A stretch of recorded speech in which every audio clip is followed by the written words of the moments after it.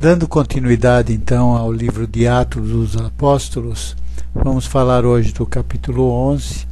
Esse capítulo dá continuidade à narrativa da aceitação dos gentios na comunidade cristã e a defesa de Pedro a respeito da conversão de Cornélio e seus amigos. Pedro teve que se explicar porque os judeus tinham certo preconceito a respeito da inclusão de gentios em suas comunidades. Eles estavam preocupados com a quebra de suas tradições judaicas e com a possibilidade de que a mensagem do Evangelho se espalhasse para além de Israel. Percebe-se que havia muita tensão entre as tradições e a nova fé. Porém, a aceitação dos gentios é um marco importante, que mostra que a mensagem de Jesus é para todos, não apenas para os judeus. Essa mudança é fundamental para a missão da igreja. Esse capítulo é importante para entender como a igreja se expandiu além das fronteiras judaicas e como a mensagem do Evangelho se tornou universal. E tudo se passa em um período logo após a conversão de Cornélio, aproximadamente entre os anos 30 e 33 depois de Cristo. No capítulo 10 houve o relato da conversão de Cornélio, tendo Pedro sido usado por Deus nessa conversão. Porém, ao retornar a Jerusalém, ele foi confrontado pelos apóstolos e outros líderes sobre sua interação com os gentios. Ele precisou explicar a visão que teve e a ordem de Deus para aceitar os gentios na comunidade. A defesa de Pedro foi crucial para legitimar a inclusão dos gentios e para assegurar a unidade da igreja. Os versos 1 a 3 começam justamente explicando que os apóstolos e os irmãos que estavam na Judéia ouviram que também os gentios tinham recebido a palavra de Deus. E quando Pedro volta para Jerusalém, é confrontado por eles dizendo: entraste em casa de homens incircuncisos e comestes com eles?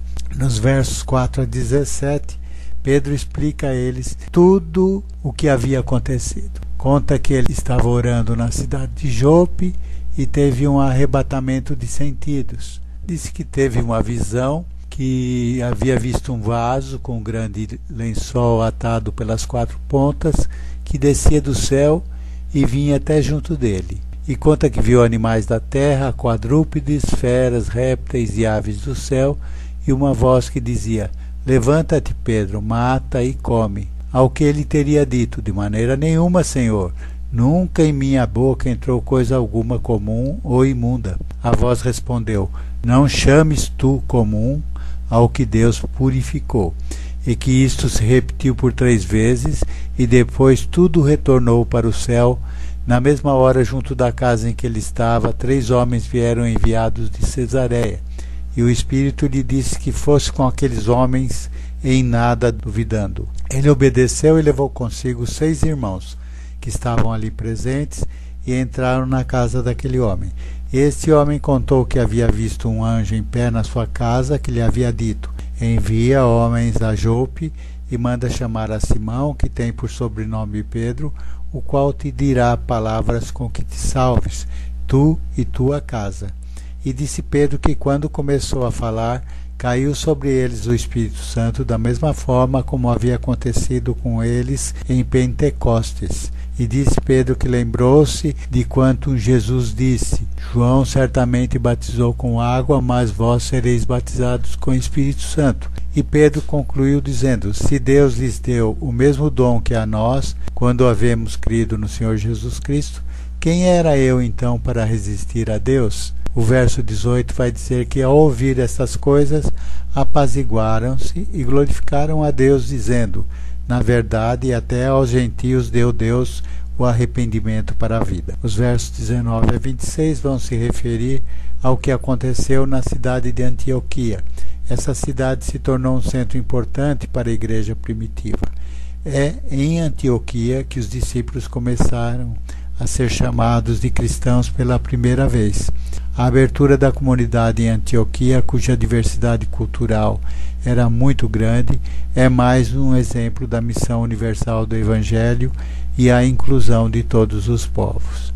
Diz os versos 19 a 21 que os que foram dispersos pela perseguição que sucedeu à morte de Estevão caminharam até a Fenícia, Chipre e Antioquia, mas com um detalhe: eles anunciavam a palavra apenas para os judeus. O relato diz, porém, que havia entre eles alguns homens cíprios e cirenenses, os quais, entrando em Antioquia, falaram aos gregos, anunciando o Senhor Jesus.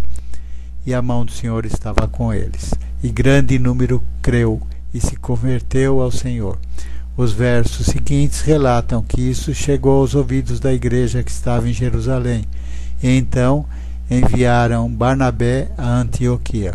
Quando Barnabé chegou, viu a graça de Deus, se alegrou e exortou a todos que permanecessem no Senhor com propósito de oração, porque Barnabé era um homem de bem e cheio do Espírito Santo e de fé, e muita gente se uniu ao Senhor.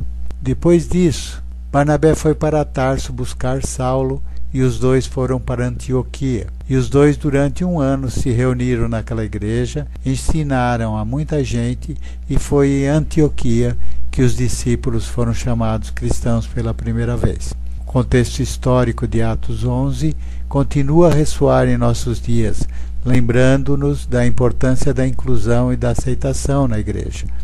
A mensagem de que o Evangelho é para todos nos convida a refletir sobre como estamos vivendo em relação aos outros e se estamos dispostos a acolher aqueles que buscam a verdade.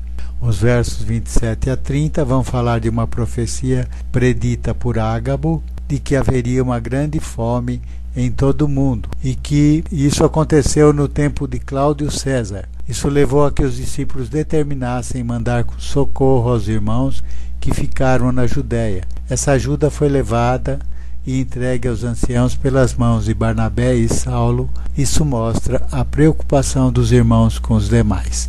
E aqui termina o capítulo 11. Amém?